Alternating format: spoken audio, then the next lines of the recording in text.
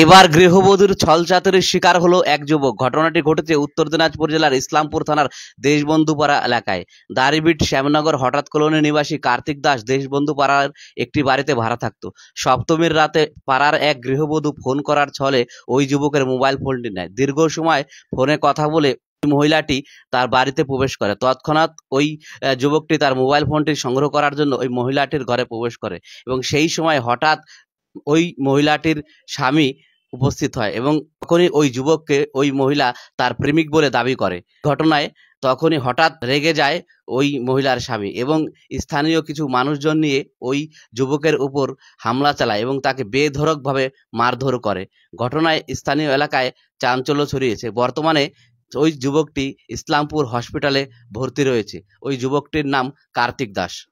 বলছি দিদি, সপ্তমীর রাতে একটা আপনার ছেলেকে ইসলামপুর ভাড়া থাকতো এবং সেই একটা অজ্ঞাত মহিলা আপনার ছেলের মোবাইল নিয়ে যায় এবং ঘটনাবশত ওই মহিলার স্বামী আপনার ছেলেকে বেধড়ক মারধর করে। কি হয়েছিল একটু যদি বলেন।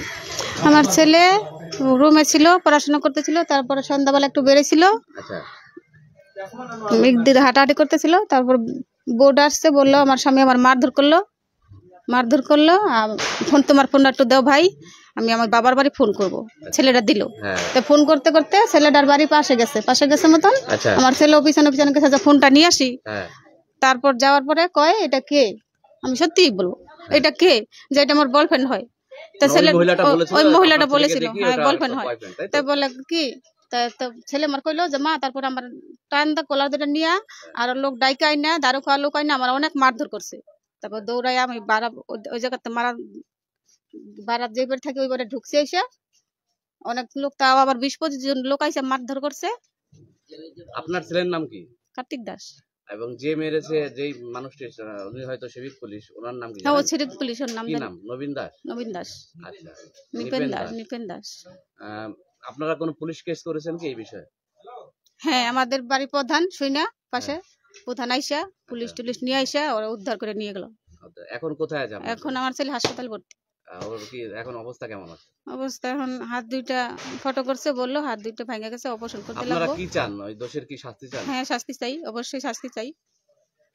আচ্ছা, আপনাদের বাড়ি কোথায়? শ্যামনগর। হঠাৎ করে দাড়িভিট। হ্যাঁ, দাড়িভিট। মানে এই ইসলামপুরে দেশবন্ধু পাড়াতে ভাড়া থাকতো? হ্যাঁ, ভাড়া থাকতো। হ্যাঁ, পড়াশোনা করতো। এখন ওর পরীক্ষা আছে এই 13 তারিখে। 13 তারিখে পরীক্ষা আছে। হাতের জন্য পরীক্ষা দিতেই পারবে না, মানে হাত লড়াইতেই পারে না, অপারেশন করতে লাগবে হাত।